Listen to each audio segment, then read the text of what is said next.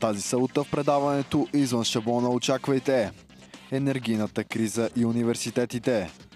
Намираме се на покрива на УНСС, на най-високото място и може да се види, че по повечето от корпусите са поставени фотоволтаични панели.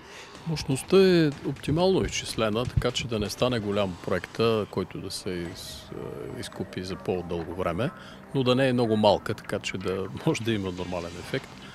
А на някои сгради няма.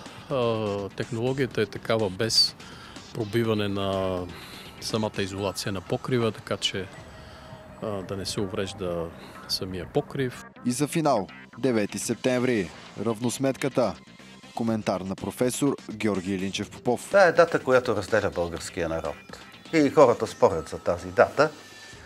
Резултатът е... Това е в резултат на много пропаганда. Това е идеологическа дата. От детската градина до телевизията, мас-медиите, средното и висшето образование, в началното образование изучавахме за 9 септември, разказвахме легенди. Гледайте предаването извън шаблона всяка събота и неделя от 18:10.